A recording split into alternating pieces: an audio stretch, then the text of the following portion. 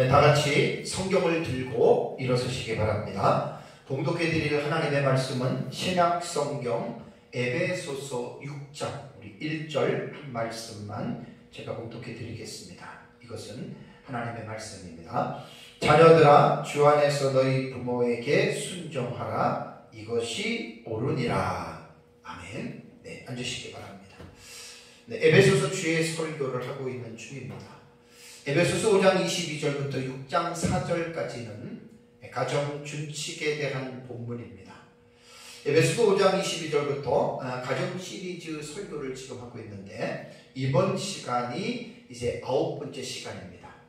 가정은 하나님께서 주신 공동체 중에서 최고의 복의 장소, 지복의 장소입니다.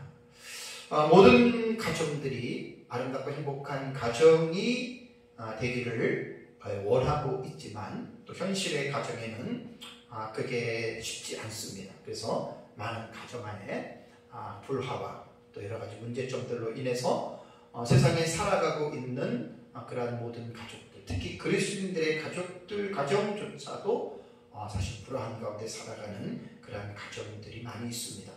아름답고 행복한 가정을 만드는 비결이 성경에 나오죠. 그것을 지금 이제 에베소서 5장 22절부터 제가 지금 가정의 준칙의 본문으로 계속해서 지금 설교를 하고 있습니다. 지난번에 말씀드린 대로 에베소서는 가정에 대한 모든 정보를 제공하고 있지 않죠. 중요한 핵심 부분들만 이제 가정에서 교훈하고 있다라고 하는 사실을 기억하고 성경에서 말씀하시는 대로 우리가 순종하면 어떤 가정이든지 간에 아름답고 행복해질 수 있다라고 하는 말입니다. 이번 시간에 살펴볼 에베소서 6장은 이제 앞 단락이 이제 5장 22절에서 33절이라고 말씀을 드렸죠. 5장 22절에서 33절은 아내와 남편이 지켜야 할 그런 윤리적인 지침들이 기록되어져 있습니다. 그 본문에 아내와 남편에 대한 그 다음에 해당되는 이제 단락이 오늘 본문입니다. 이제 그 6장에 들어오면은 6장 1절에서 4절까지를 하나의 덩어리로 보면 됩니다. 하나의 단락으로 보면 되는데, 이 6장 1절과 4절은 크게 1절에서 3절의 내용을 하나의 또 작은 단락으로 볼 수가 있습니다. 6장 1절에서 3절은 자녀들이 부모에게 어떻게 행해야 할 사실에 대해서 교훈하고 있는데, 헬라어 본문에 보면 6장 1절이 한 문장이 되고 2절에서 3절이 또 한 문장이 됩니다. 그 다음에 4절을 보면은 4절에는 아비들에게 곧 부모들에게 자녀들을 어떻게 교육해야 되는지에 대하여 4절에 이제 말씀을 하고 있죠. 우선 이제 본 단락을 6장에 있는 이 단락을 제가 간단하게 여러분들에게 1절에서 3절까지를 먼저 개략적으로 말씀을 제가 드리겠습니다. 그 자녀들이 1절에서 3절은 자녀들이 어떻게 부모에게 행해야 할 것인가. 그래서 1절을 보면 자녀들은 주 안에서 부모에게 순종하라라고 분명하게 명시하고 있고요. 2절에는 구약성경 10계명 가운데의 5계명을 인용하여 이제 부모를 공경하라고 이제 2절은 교훈하고 있습니다. 그 다음에 3절을 보면은 자기 부모에게 순종하고 공경하는 자녀들은 약속을 하죠. 그 약속이 뭐냐면 이 땅에서 잘 되고 장수하는 복을 받을 것이라고 이렇게 말을 하고 있습니다. 그러니까 자녀가 부모에게 순종하고 부모를 공경하는 일은 그 일 자체가 옳은 일이다라고 말을 하고요. 그래서 하나님이 이렇게 부모에게 순종하고 부모에게 공경하는 자들에게는 하나님께서 약속하신 첫 번째 계명이므로 자녀들은 부모에게 효도하라고 사실 본문이 우리에게 교훈하고 있는 것입니다. 효도의 우리말의 뜻은 부모를 정성껏 잘 섬기는 일 또는 그런 도리를 효도라고 합니다. 그러니까 이제 에베소서 6장의 1절에 부모를 순종하고 부모에게 공경한다라고 하는 개념이 우리말의 개념으로는 효도의 개념과 이제 일맥상통하는 그러한 의미입니다. 그 다음에 이제 둘째 부분은 4절을 보면은 이제 부모에게 권면하죠. 자녀들을 노엽게 하지 말아라. 그러니까 자녀들을 화나게 하지 말라라는 말입니다. 그럼 어떻게 해야 되느냐? 주의 교훈과 훈계로 양육하라. 그러니까 긍정적인 내용과 부정적인 내용이 이제 부모에게는 주어졌는데요. 이 부분은 이제 제가 몇 주 지나고 나서 이제 부모에 대한 이 부분을 주의할 때 그때 자세하게 말씀을 제가 드리겠습니다. 아름답고 행복한 가정을 만들기 위해서는 어느 한 사람만 잘해서는 되지 않습니다. 가족의 구성원들이 있잖아요. 그래서 가족의 구성원들이 있기 때문에 각자가 행해야 할 그런 윤리적인 지침들이 있습니다. 예를 들면 아내가 남편에게, 남편이 아내에게, 자녀가 부모에게, 부모가 자녀에게 어떤 인간의 어떤 삶에 있어서 뭐 기분이나 감정 혹은 자기의 생각대로 이렇게 살아가는 게 아니죠. 철저하게 우리 그리스도인들은 계시의전 사색을 통해서 하나님의 말씀을 근거로 해서 그 말씀이 말하는 대로 순종하는 것이 우리 그리스도인의 삶의 가장 중요한 핵심적인 원리가 됩니다. 이번 시간에는 자녀들이 부모에게 어떻게 해야 되는지에 대한 1절의 말씀만 가지고 제가 이제 말씀을 전하는 걸로 하겠습니다. 에베소서가 쌍둥이 서신이라고 말하는 골로새서 3장 20절을 보면은 이제 자녀들아 모든 일에 부모에게 순종하라. 이는 주 안에서 기쁘게 하는 것이니라 라는 말을 했습니다. 그러니까 에베소서 6장 1절에는 자녀들아 주 안에서 부모에게 순종하라 이것이 옳으니라 라고 기록한 반면에 골로새서 3장 20절에는 주 안에서 주 하나님을 기쁘시게 하는 일이다 라고 이렇게 말을 했습니다. 자, 우선 1절 말씀에 여기 보면은 자녀들아 라고 먼저 호칭이 나오잖아요. 그죠? 이 자녀들아라고 하는 테크나라고 하는 이 단어는 명사 테크논의 혹격입니다. 누구더라, 누구여라고 이렇게 이게 혹격이죠. 그래서 이 명사 테크논은 부모나 조상과 관련해서 아이나 자녀를 부를 때에 사용하는 단어입니다. 자녀라고 말을 할 때에는 육신적으로는 생물학적인 성인 남자와 성인 여자의 정자와 난자의 결합을 통하여 수정되어 태어난 아이를 우리는 이제 자녀라고 일컫습니다. 근데 이 단어는 성과는 관계가 없이 사용이 되고, 그리고 아직 태어나지 않은 아이에게도, 태중에 있는 아이에게도 이 테크논이라고 하는 단어를 사용했다라고 하는 말입니다. 그래서 이 본문에서 말하는 이 자녀들은 어린 자녀뿐 아니라 성인이 된 자녀들까지도 포함이 되는 말입니다. 에베소서 서신으로 미루어 볼 때에 에베소 교회는 이제 자녀들도 함께 모여서 하나님께 예배 드린 것으로 볼 수가 있습니다.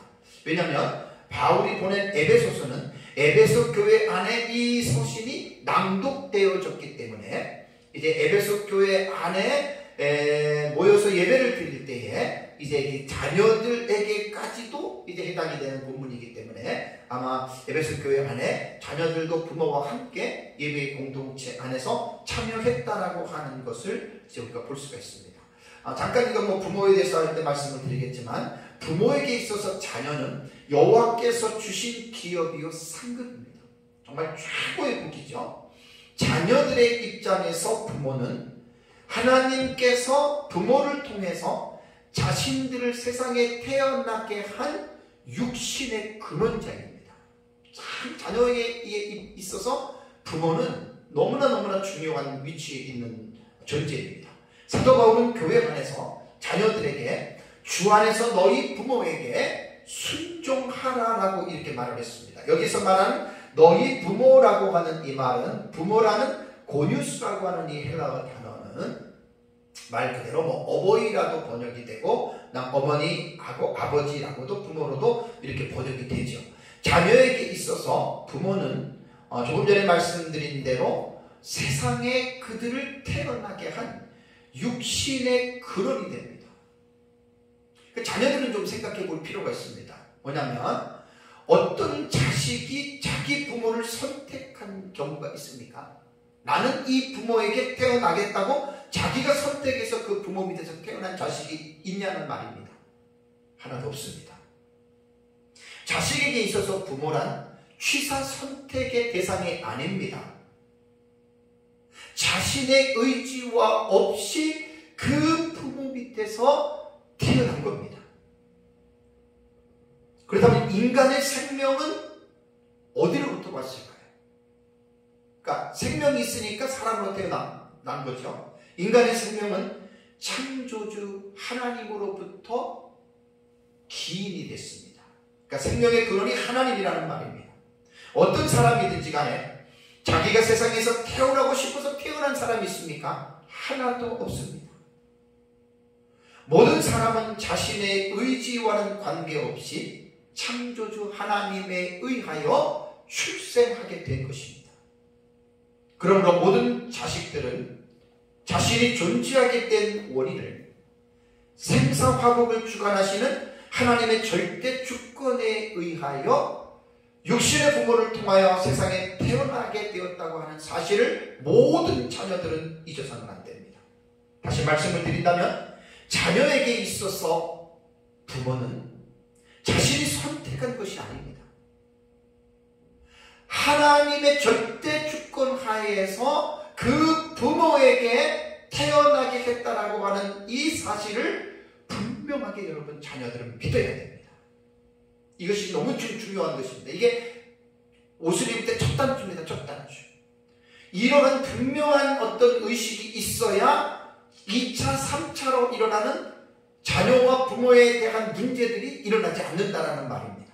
그러니까 자녀는 세상에 태어나 보니 자신을 낳은 부모가 누구인지 이제 그 자아의식이 발달되면서 부모를 알아가는 것입니다. 자, 세상적인 가치관으로 비교해 보면 이 세상은 지식, 부, 건강, 명예, 사람마다 똑같지 않고 차이가 있죠. 부모들도 이 세상의 가치로 비교해 보면 타인과의 관계에서 부모들도 차이가 납니다. 세상에서는 많은 것을 가지고 있는 사람들이 있고 또 높은 자리에 오르고 사람들의 부러움을 사는 위치에 있는 사람들도 있습니다.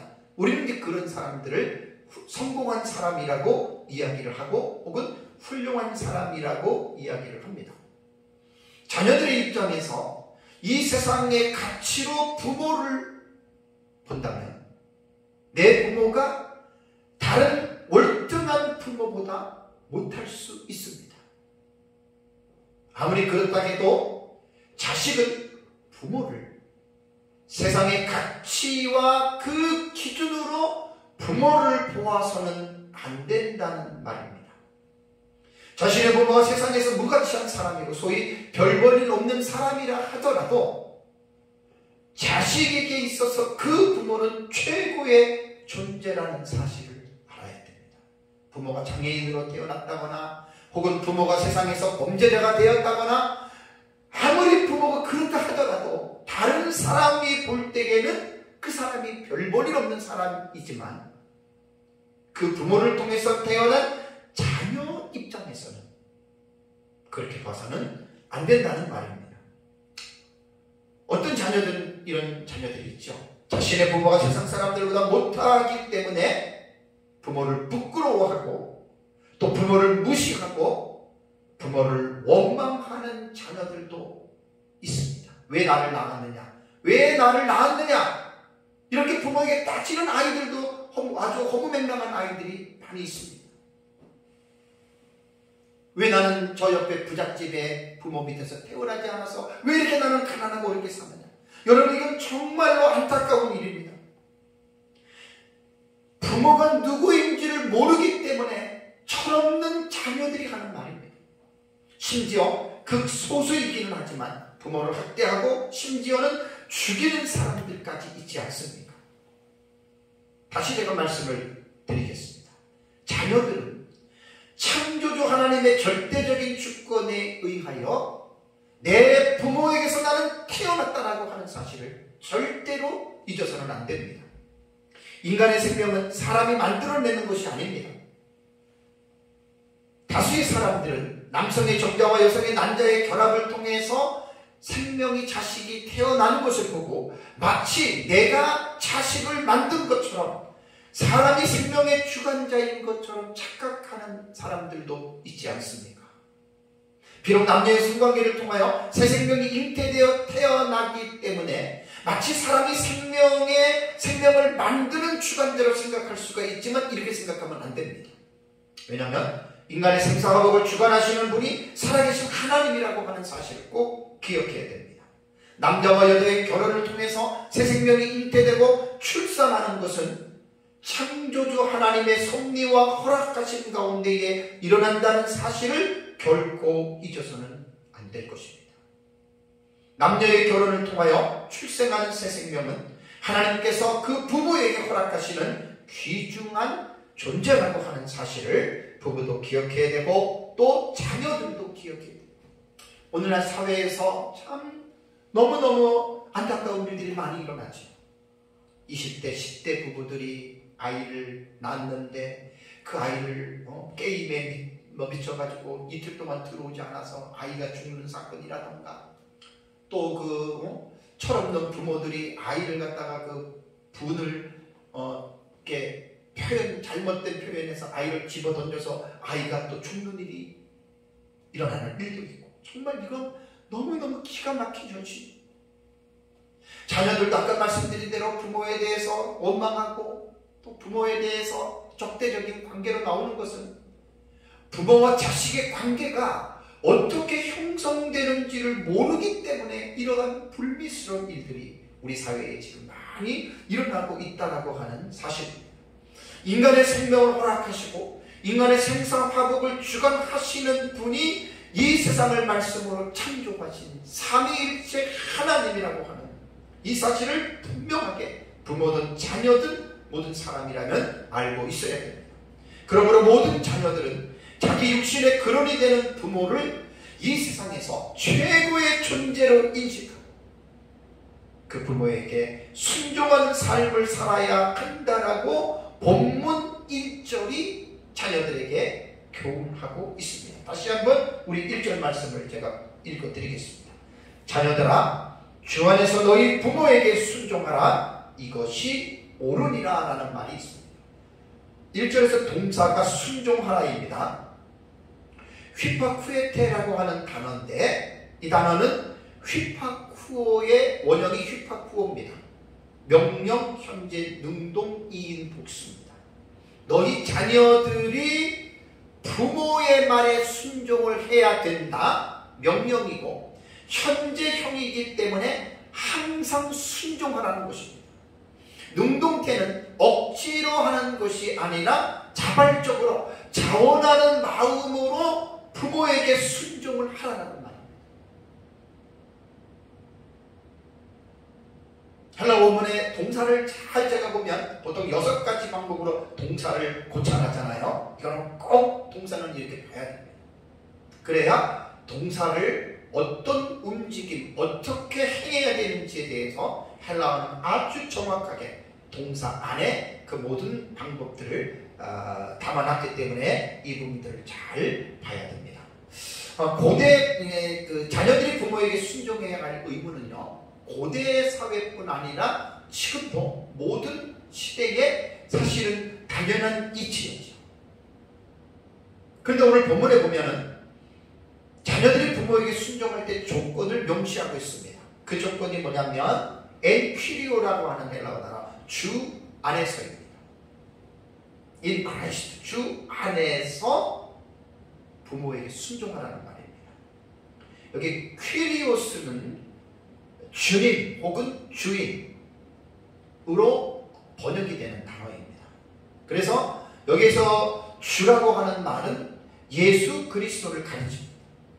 그러니까 자녀들이 부모를 순종할 때는 반드시 예수 그리스도 안에서 순종을 해야 할 것을 사실 강조하는 겁니다.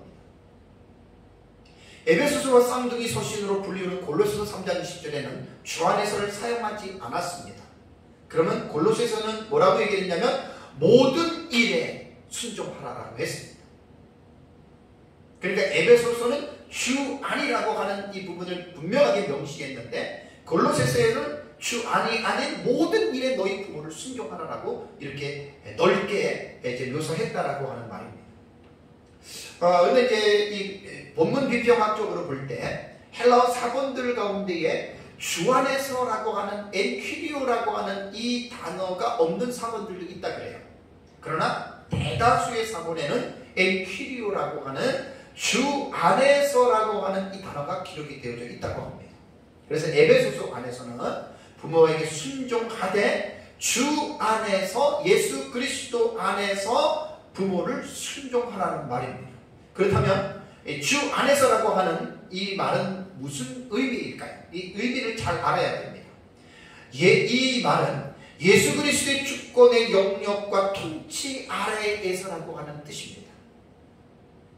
이 말은 자녀들은 예수 그리스도의 주되심을 인정하고 예수 그리스도의 다스림을 받는 가운데, 그러니까 오늘 이 본문은 사실 그리스도인들의 자녀들에게 주어진 말이거든요. 그리스도인이라고 할 때는 예수 그리스도를 주로 모시고 그리스도의 그 다스리심 안에서 살아가는 자들이 그리스도인 아닙니까? 그러니까 그리스도인들의 자녀는 먼저는 예수 그리스도의 그 다스리심을 받으면서 자기 부모에게 순종하라라고 하는 그러한 말입니다. 그러니까 이 본문을 잘 생각하면 불신자들의 자녀들이 부모에게 순종하는 것과 그리스도인의 자녀들이 부모에게 순종하는 것은 겉으로 보기에는 같지만 내면적으로 볼 땐 여러분 이거 다릅니다. 지금 에베소서 가정 준칙의 본문에서 제가 말씀을 드린 대로 5장 22절부터 6장 33절의 내용을 보면 남편이 아내를 사랑하는 모습에서 그리스도인의 남편과 불신의 남편이 아내를 사랑하는 것이 같아 보이지만 다릅니다. 다릅니다, 여러분. 왜 그런지 아십니까? 남편이 아내를 사랑해도 그리스도께서 교회를 사랑하신 것 같이 사랑하라는 말입니다. 그러니까 불신자들의 남편들은 그리스도가 뭐고 교회가 뭐고 그리스도가 교회를 사랑하는 그 모델을 원리를 모르는 거예요. 근데 그리스도인들의 부부 관계는 남편은 그리스도에서 교회를 사랑하시는 것 같이 사랑하고 아내는 남편에게 복종하되 교회가 그리스도에게 복종하듯이 복종해야 되기 때문에 불신자의 부부관계와 그리스도인들의 성도들의 부부관계는 겉으로 볼 때는 같은 것 같지만 내용은 본질은 다르다고 하는 말입니다. 마찬가지로 그리스도인의 자녀와 불신자들의 자녀가 부모에게 순종하는 것이 같은 게 아닙니다. 다시 말씀을 드리면 엔그리스도, 주 안에서라고 하는 말이 예수 그리스도와 교제하면서 주님의 그 권위 아래에서 살아가면서 부모에게 순종하라는 말입니다.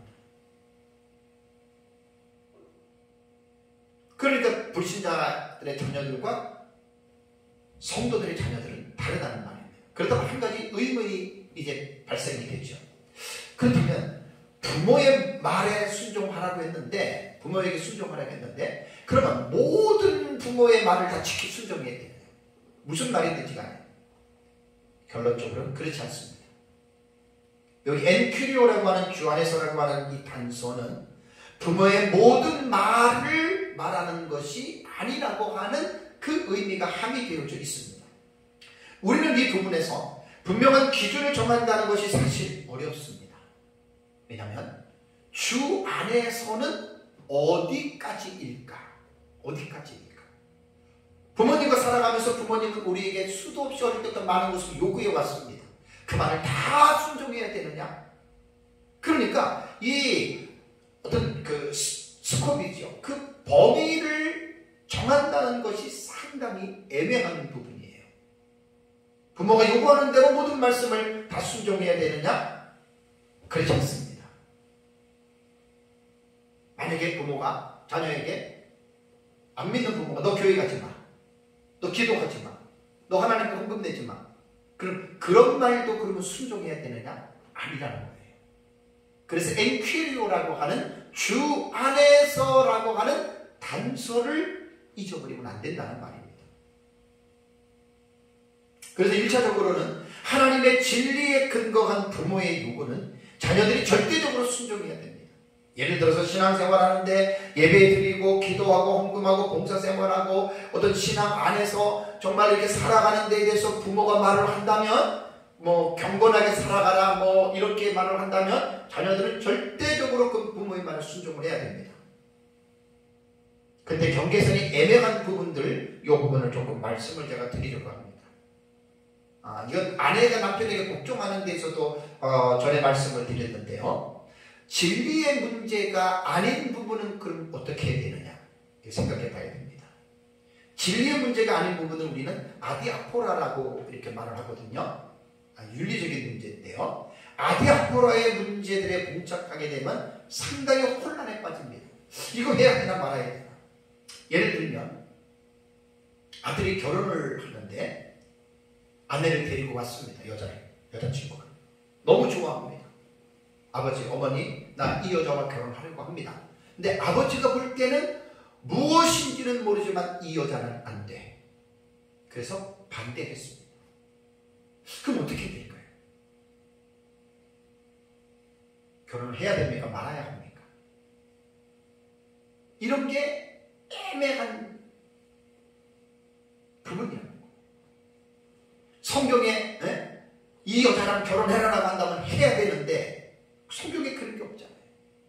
그리고 뭐 개인이 하나님이 결혼을 하겠습니다라는 개인의 주관적인 판단이란 말이에요. 아들에게 이 여자랑 결혼하라고 하는 하나님의 확신을 받았다면 그것이 하나님의 뜻이라면 부모에게도 그 확신을 줘야 되는 겁니다. 근데 부모는 아니라는 겁니다. 그럼 어떻게 해야 됩니까? 실제적으로 우리 조카 목사가 있는데 그 여자친구가 결혼을 하려고 하는데 어머니가 반대했습니다. 근데 그 조카는 어머니 말을 듣고 그 여자가 해줬습니다. 다른 여자와 결혼했습니다. 그런데 이러한 진리 문제가 아닌 아디아포라의 문제에 봉착하게 되면 정말 이거는 간단한 부분이 아닙니다. 부모가 지금 우리에게 요구하는 것 저것이 진짜 옳을까 아니면 저것이 옳지 않을까를 구분해내기가 되게 어렵다는 거예요. 왜냐하면 사람들은 모두가 다 자기 주관적인 입장에서 모든 것들을 생각하고 판단하기 때문에 이러한 경우들이 한두 가지가 아니죠. 예를 들면 잠을 자고 있는데 일어나라. 그럼 일어나라고 할 때 아들이 도저히 피곤해서 못 일어나. 그럼 그것까지 순종해야 돼요. 음식을 이걸 먹기 싫은데 부모는 먹어라. 그럼 도저히 못 먹어. 그거 먹으면 토가 나와요. 근데도 먹어야 되는 거야. 그러니까 이러한 아디아포로상의 문제들이 가정에서 살다 보면 사실 얼마나 많은지 모릅니다. 이거는 일일이 말하기도 힘들잖아요. 이러한 아디아포라상의 문제가 유발된다면 하나의 원리는 분명합니다. 부모와 자식은 피차의 깊은 대화가 필요하다는 말입니다. 부모 입장에서도 일방적으로 자녀들에게 명령하는 것도 부모 입장에서는 고쳐야 됩니다. 이것도 잘못된 겁니다. 그럼 가부장적인 차원에서 나오는 것, 이건 제가 부모가 자녀에게 어떻게 행해야 될지에 대해서는 부분에서 내가 좀 말씀을 좀 드리려고 합니다. 어쨌든 부모도 조심해야 되고, 자녀 입장에서도 아버지가 뭘 알아요, 어머니가 뭘 알아요, 이런 태도도 버려야 됩니다. 왜냐하면 성경은 내 부모를 주 안에서 순종하라고 분명하게 우리에게 명령형입니다. 명령형. 무시해서는 안 됩니다. 그래서 이 아디아포라상의 문제에서는 부모와 자식은 되니 안 되니 싸울 것이 아니라 피차의 깊은 대화들이 필요합니다. 급하게 결정할 일은 아니고 서로 기도하면서, 왜냐하면 이게 믿는 부모에게 말하는 거예요. 믿는 자녀에게 말하는 거예요. 그러니까 믿기 때문에 서로 기도하면서 하나님의 뜻이 무엇인지에 대해서 대화를 통해서 풀어나가는 것이 아디아포라상의 문제는 가장 지혜롭다라고 하는 말입니다. 정말 어려운 부분입니다. 어렵다고 해서 부모는 부모대로 자식은 자식대로 등 돌리지 말고 정말로 기도하면서 부모나 자녀나, 그런데 사실은 저도 아이들을 셋을 양육했지만 어떤 부모가 자식의 잘못되라고 하는 부모는 사실 하나도 없습니다. 마태복음 14장에 아무리 악한 자라도 자기 자식에게는 좋은 것을 주려고 하는 것이 부모이거든요. 자녀들에게 제가 한마디 교훈한다면, 저도 저희 장모님이 계시기 때문에 자녀 입장에서 볼 때는 부모가 진리를 떠난 아디아포라 상에서 조금 과한 것을 요구하더라도 무조건 하라기보다도 하기 힘들면 못한다라고 말을 하는 것이죠. 이게 바로 대화를 통해서 이루어지는 거거든요. 그러나 부모의 말을 순종하는 것이 옳습니다. 이것이 성경이 우리에게 교훈하고 있다라고 하는 말입니다. 그래서 1절을 보면 너희 부모를 순종하라, 그 다음에 이것이 옳으리라라고 하는 말이 있습니다. 이것이 옳으리라라고 하는 이 말은 헬라어 원문에 보면은 투투가르, 그 다음에 에스틴, 그 다음에 디카이온이라고 하는 이 문장이거든요. 여기에 종속 접속사, 제가 가끔 설명하잖아요. 헬라어에 가르가 나옵니다. 가르. 가르는 이유 접속사입니다. 이유를 나타낼 때 쓰는 접속사입니다. 근데 우리말 성경에는 번역하지 않았습니다. 그래서 우리말 성경에 이것이 옳으리라를 이제 그대로 집어넣자면 왜냐하면이라고 하는 이유 접속사니까 왜냐하면 가르를 번역을 해야 됩니다. 왜냐하면 자녀들아 주 안에서 너희 부모를 순종하라. 왜냐하면 순종하는 이것이 옳다라는 말입니다. 옳다. 디카이온이라고 하는 단어. 기독교뿐 아니라 다른 종교에서도 자녀는 부모에게 순종해야 한다라고 가르칩니다. 어느 시대든지 인간 사회에서는 자기 부모에게 순종하는 것이 인간의 기본적인 도덕적 본성에 속한 규범으로 가르치고 있습니다. 그런데 기독교는 인간의 기본적인 도덕적 기준이나 본성에 근거하여 자녀가 부모에게 순종하는 것이 옳다고 말하는 것이 아니라고 하는 걸 생각해야 됩니다. 이것도 상당히 지금 성경에 대한 부분을 좀 깊이 있게 우리가 이해를 해야 됩니다. 자, 왜냐하면 사도 바울이 강조하는 것은 자녀가 부모에게 순종하는 것은 부모와 자녀를 창조하신 하나님께서 정하신 창조 질서에 속해 있는 법입니다. 이게 다르다는 것입니다. 물론 도덕법이라고 하는 인간의 양심의 법에 기록한 도덕법도 하나님의 법에 속하기는 합니다. 그러나 특별 계시인 성경에 기록한 이 법하고 정신은 같지만 법에 대한 내용으로 볼 때에는 양심의 법은 사람들마다 다양하게 나타날 수가 있거든요. 그러나 특별 계신 성경은 사람들마다 다양한 게 아니라 이미 고정되어져 있기 때문에 기록된 이 말씀 자체가 모든 사람에게 해당이 된다는 말입니다. 이것이 옳다라고 하는 말씀 속에서 보면 에베소서 가정준칙의 본문에서 강조하는 게 뭐지요? 남편이 아내에게 복종하는 그 이유가 여자가 열등해서 남자에게 복종하라는 말이 아니라 그랬죠. 성경에 여자의 머리로 남자를 질서로 세우신 분이 하나님이시고 그 하나님이 그렇게 하라고 했기 때문에 하나님의 법이고 하나님의 명령이기 때문에 아내는 남편에게 복종해야 되고 남편은 아내를 그리스도가 교회를 사랑하는 것처럼 사랑해야 된다는 말이에요. 이것은 하나님의 특별 계신 하나님의 계명입니다.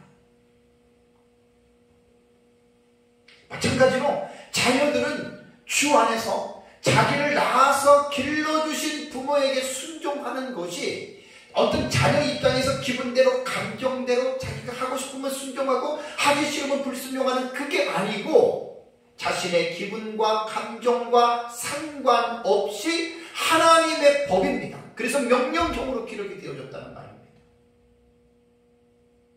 하나님이 그렇게 하라고 규범을 정해놨기 때문에 모든 그리스도인들의 자녀들은 자기를 낳은 부모에게 순종하는 것이 하나님의 뜻이고 하나님의 명령이고 그래서 자녀들은 부모에게 순종할 때 비로소 하나님의 말씀을 순종합니다. 그러니까 내가 아버지 어머니의 말씀에 순종하기 싫어도 하나님의 명령이기 때문에 순종하면 그것이 바로 그 자식이 하나님의 말씀을 순종했다라고 하는 사실. 그러니까 불신자들의 자녀들이 부모에게 순종하는 것과 그리스도인의 자녀가 부모에게 순종하는 것이 겉으로는 같아요. 그러나 내면적으로 볼 때는 차이가 있다라고 하는, 그걸 제가 말씀을 드리는 겁니다. 불신자들의 자녀들이 부모에게 순종하는 것, 도덕과 양심의 법에 의해서 순종하는 거예요. 그것도 하나님의 법이라고 그랬어요, 제가. 근데 그거는 정해진 어떤 불문법의 시대에 인간의 양심을 통해서 나온 것이기 때문에 사람마다 다르다 그랬잖아요. 그러나 이제 우리는 성문화된 법, 특별계시로 기록된 성경에는 그것을 분명하게 명시하고 적시하고 있기 때문에 이거는 모든 그리스도인들이 다 받아들여야 할 그런 내용입니다. 그래서 부모에게 순종하기 싫어도 하나님이 명령을 했다라고 하는 이 말씀 앞에서 부모에게는 어길 수는 있어도 하나님의 명령을 어기면 안 되지 않습니다. 이렇게 생각해야 된다 그 말입니다. 여러분, 부모라고 다 완전한 존재가 아닙니다. 부모도 불완전한 존재이기 때문에 때로는 자녀들에게 잘못된 부분을 요구합니다. 그리고 부모도 자녀의 마음을 아프게 할 수 있습니다.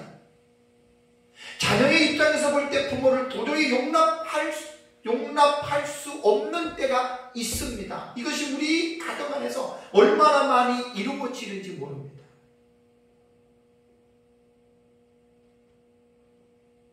부모의 잘못된 요구, 부모가 자녀에게 어떤 그릇된 어떤 그런 행동을 할 때 사실 자녀 입장에서는 그런 부모에게 순종하기가 힘들죠. 그리고 거역하게 되고 또한 부모에게 대들 수도 있습니다.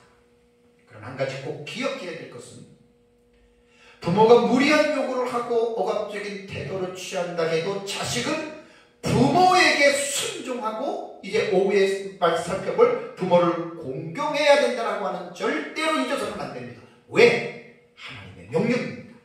하나님이 세우신 법입니다. 망고불변의 법입니다.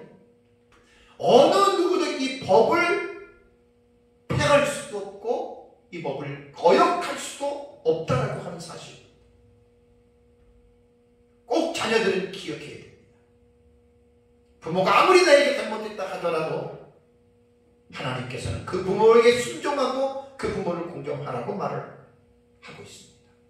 다시 한번 자녀 입장에서 부모에 대한 부분을 말씀드리겠습니다. 부모는 어떤 존재입니까?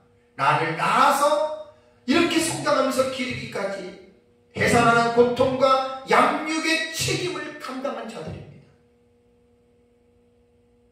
만약에 부모가 날 낳아놓고 소수의 무리이지만 자식을 그냥 버리거나 자식을 굶기거나 그래서 죽게 만드는 부모들도 가끔 뉴스에서 보지 않습니까?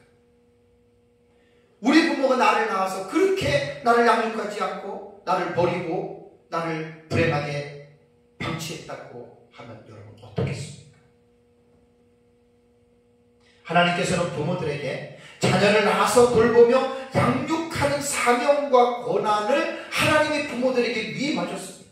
따라서 부모의 잘못이 있다 하더라도 자녀들은 부모에 대해서 반항하거나 특히 부모와 단절해서는 안 됩니다. 만일 부모님과 불화하고 단절된 자녀가 있다면 그것은 부모의 잘잘못을 떠나서 나의 잘잘못을 떠나서 하나님의 말씀을 불순종하기 때문에 자신이 지금 죄를 짓고 있다라고 하는 이 사실을 꼭 기억해야 됩니다. 부모가 자녀에게 잘못된 일을 행하고 서운한 일을 행했다 하더라도 자녀는 공손한 마음으로 부모에게 자신의 의사를 정중한 말로 표현하고 아까 말씀드린 대로 대화로 그 문제를 풀어나가야 합니다.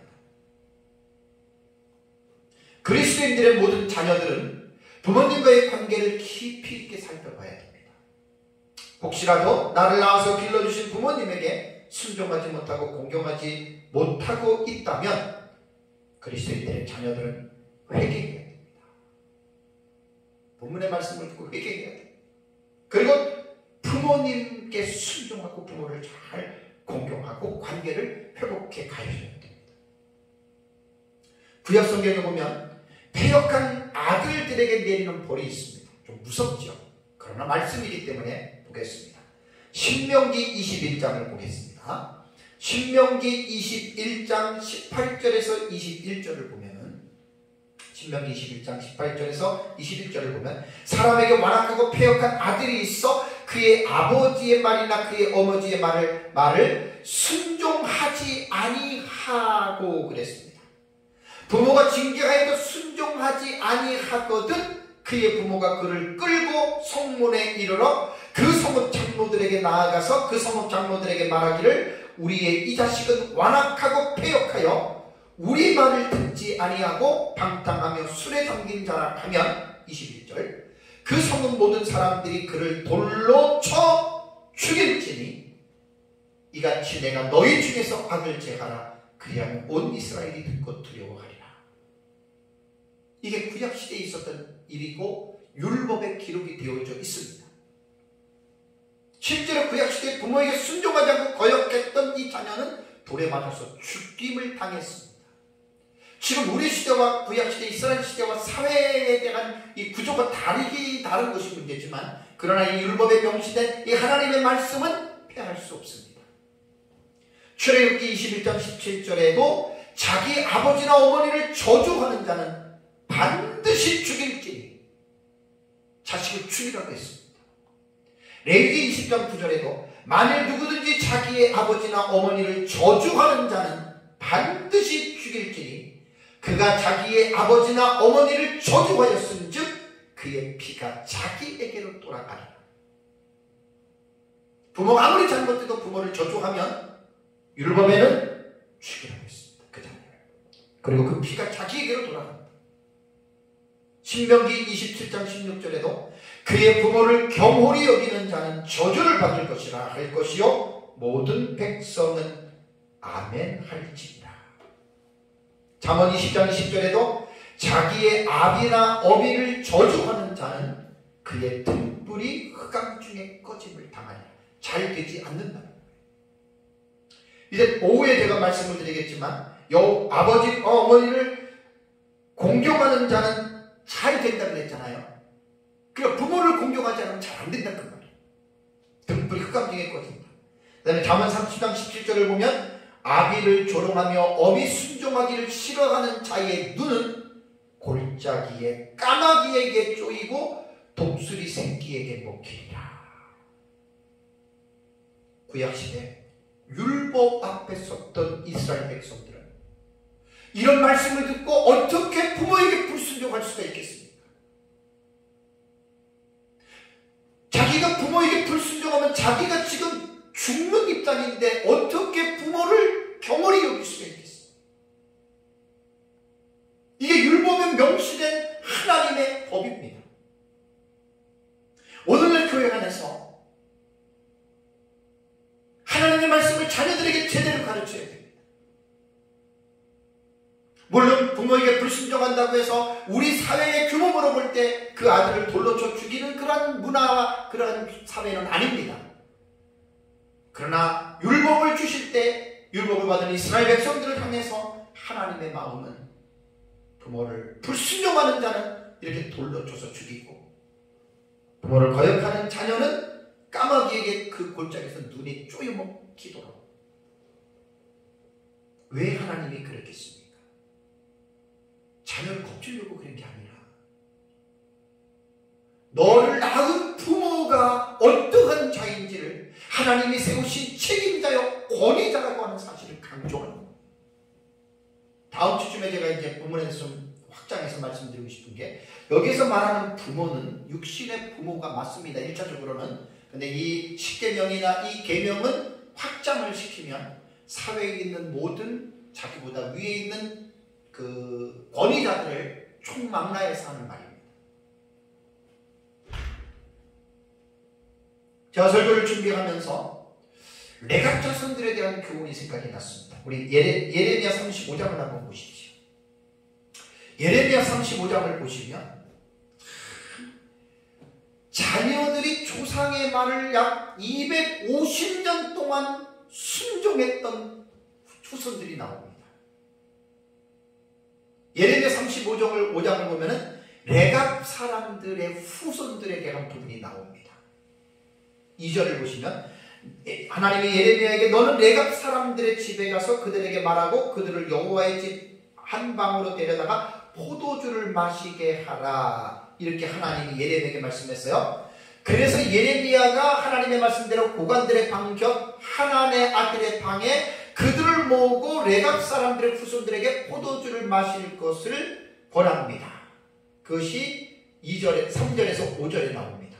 이때 레갑 자손의 후손들은 포도주를 마시지 않겠다라고 말을 합니다. 6절 보세요. 그들이 이르되 우리는 포도주를 마시지 아니하겠노라라고 말을 했습니다. 왜 포도주를 안 마시는 줄 아세요? 하나님은 그들의 마음을 알고 있거든요. 그 이유가 뭐냐면 자신의 선조인 요나답이 자손들에게 너희는 영원히 포도주를 마시지도 말고 집도 짓지도 말고 파종도 가지도 말고 포도원을 소유도 하지도 말고 평생 장막에서 유목민으로 살아가라라고 명령을 했습니다.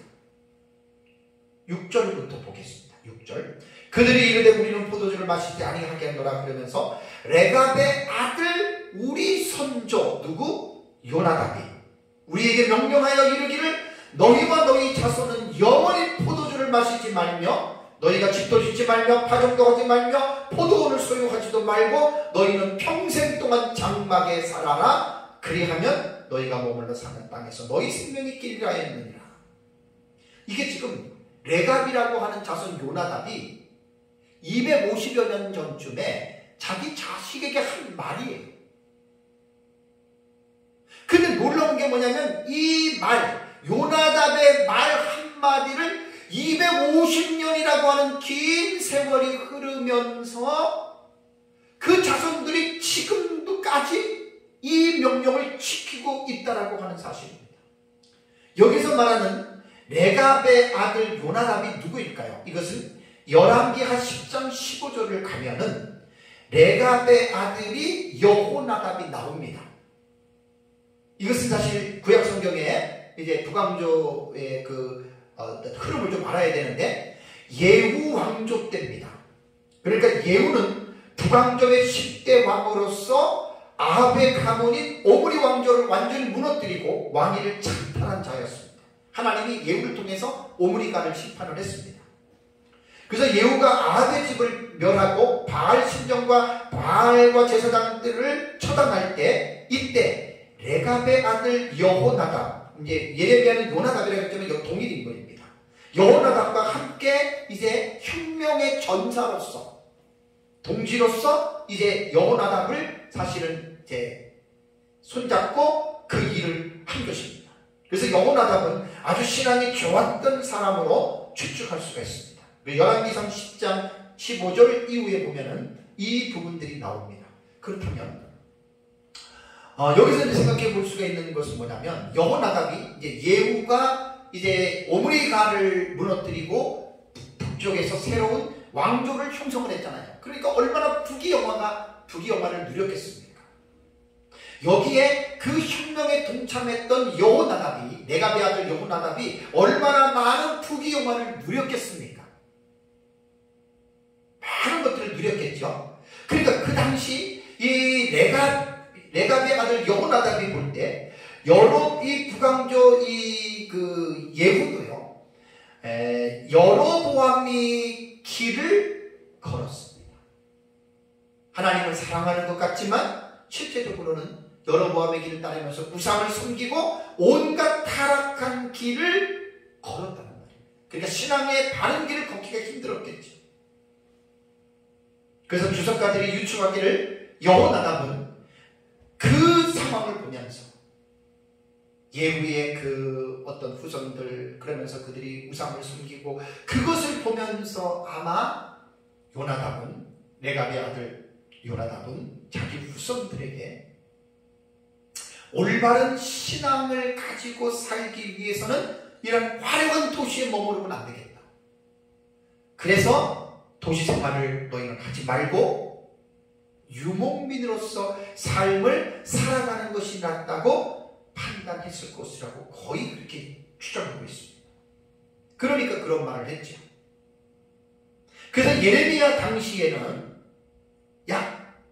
말라기야 지금 10장 15절에 이 상황과 약 텀이 한 250년이라고 하는 시간이 있습니다. 그러니까 250년 동안에 레갑의 아들 여호나답이 자손들에게 너희는 집 짓지 말고 포도나무도 심지 말고 포도주도 먹지 말고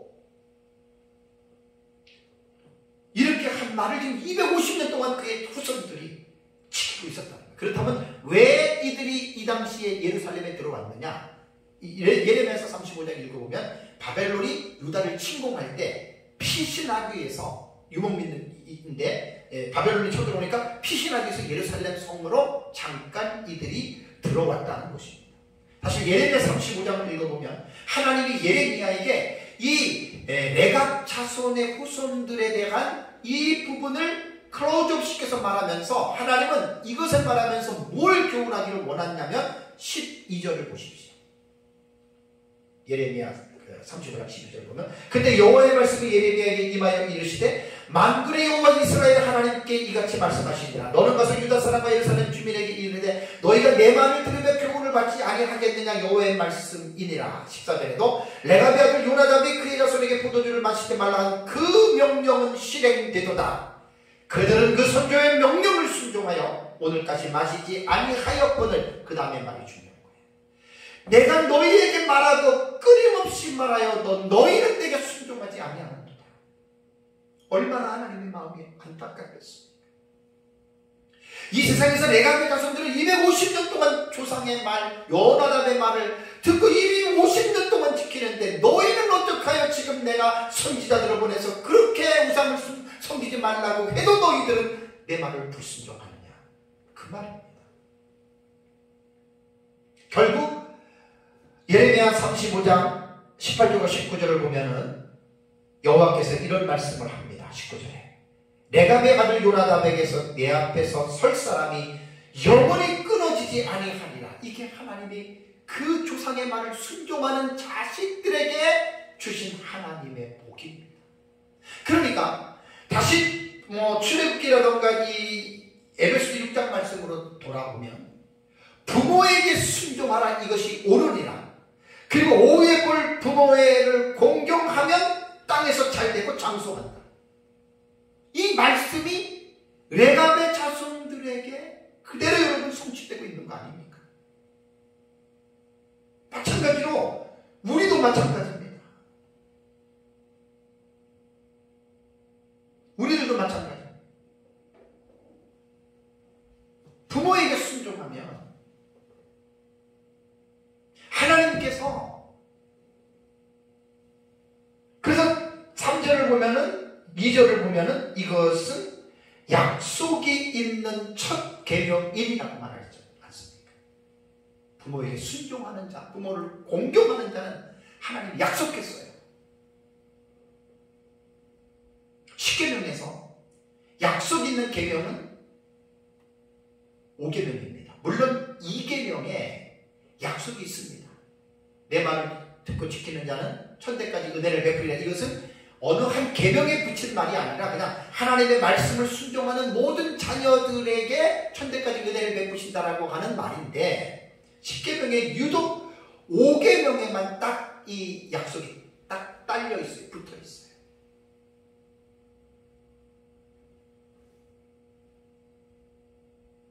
하나님의 마음을 보셔야 됩니다. 15절 한번 다시 볼게요. 예레미야 35장 15절 내가 내 종 모든 선지자를 너희에게 보내고 끊임없이 보내며 이르기를 이제는 너희가 각기 악한 길에서 돌이켜 행위를 고치고 다른 신을 따라 그를 섬기지 말라. 그리하면 내가 너희와 너희 선조에게는 이 땅에서 살리라 하여도 너희가 귀를 기울이지 아니하면 내게 순종하지 아니하였느니라. 그래서 결국은 17절을 볼까요? 그러므로 만군의 여호와 이스라엘의 하나님께서 이와 같이 말씀하시니라. 보라, 내가 유다와 예루살렘의 모든 주민에게 내가 그들에게 대하여 선포한 모든 재앙을 내리리니 이는 내가 그들에게 말하여도 듣지 아니하며 불러도 대답하지 아니함이니라 하셨다 하라. 결국 예레미야 선지자의 메시지, 선지자들의 말을 불순종한 남유다가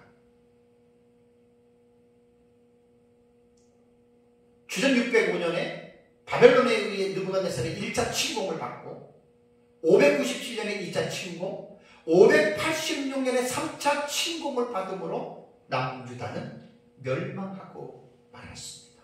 왜요? 하나님의 말씀을 순종하지 않았기 때문에.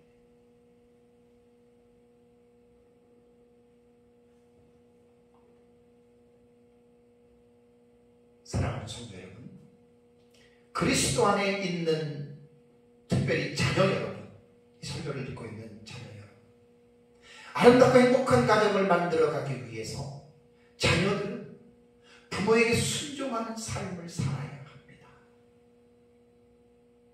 부모가 내게 잘해줬던 못해줬던 그런 것을 따지면 안 됩니다. 부모는 자녀에게 있어서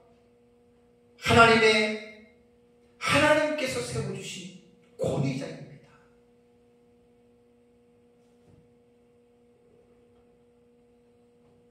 어린 자녀이든 성인 자녀이든지 간에 부모님이 계시는 자녀들이 있다면 부모에게 순종하는 일이 옳은 것입니다. 앞에서 말씀드린 바와 같이 부모에게 무조건 순종하라는 것은 아닙니다. 엔퀴리고 주 안에서입니다. 주 안에서 순종하라. 근데 애매모호한 범위가 있죠. 진리 문제가 아닌 아디아포라의 문제에 있어서 이 부분에는 아까 제가 말씀드린 대로 부모와 자녀는 계속 대화해야 됩니다. 대화의 이 채널이 잃어버리면 안 됩니다. 계속 대화해야 됩니다. 힘들어도 대화해야 됩니다. 왜냐하면 천륜이잖아요. 부모와 자식의 관계는 천륜 관계입니다. 하나님이 정해준 관계입니다. 사람이 이건 원해서, 자식의 부모를 원해서 선택한 것이 아니고 부모도 자식을 원해서 난 게 아닙니다. 생명은 하나님이 허락하신 것입니다. 그래서 천륜 관계입니다. 부모와 자식의 관계는 인륜의 관계이면서도 천륜 관계입니다. 정확하게 말하면 하나님에 의해서 관계가 형성된 것입니다. 무슨 일이 있어도 부모와는 감싸면 안 됩니다. 그거는 자기가 자기 자신의 복을 자기가 발로 차버리는 거예요. 명심해야 됩니다.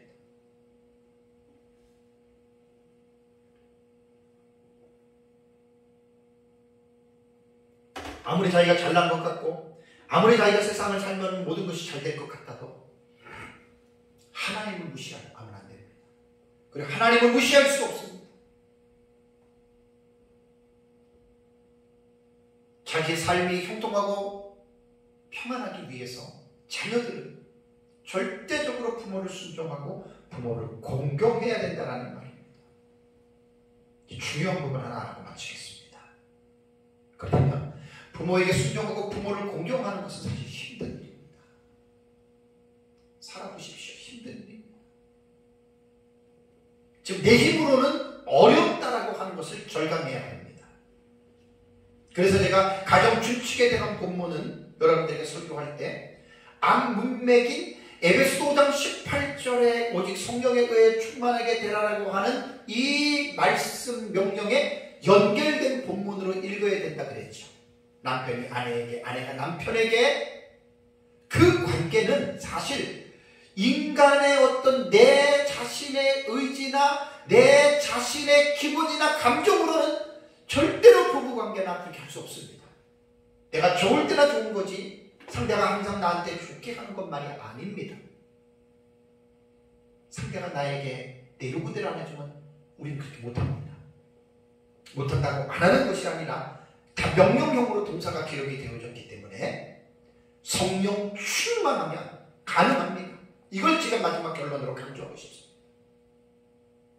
자녀 입장에서 부모가 때로는 잘못된 것을 요구할 때 그래도 순종하는 것이 좋습니다. 그렇다고 잘못된 것을 무조건 하라 그런 말은 아닌데 자기가 힘들 경우가 있을 수도 있거든요. 자녀 입장에서. 그래도 순종하는 것이 좋습니다. 근데 그건 인간의 힘으로 안 되기 때문에 성령으로 충만하게 되는 길밖에 없습니다. 그래서 에베소서 5장 18절의 이 성령 충만의 본문이 가정의 준칙의 본문까지 지금 지배하고 있는 것을 읽어야 됩니다. 지배하는 본문으로 읽어야 되고 그렇게 돼야 됩니다. 설교를 마무리하면서 부모님들에게 권면하고 싶은 말이 하나 있습니다. 부모는 자녀를 교육하고 양육함에 있어서 어릴 때부터 주 안에서 부모에게 순종하도록 가르쳐야 됩니다. 왜냐하면 자녀가 부모를 순종하지 않으면 나중에 그 자녀가 하나님의 복을 받을 수 없다라고 하는 이것을 분명하게 기억하고 어릴 때부터 자녀들에게 부모에게 잘 순종하고 공경만 하고 가르치는 이러한 삶을 살아가시기를 주님의 이름으로 축복합니다. 다 같이 기도하겠습니다.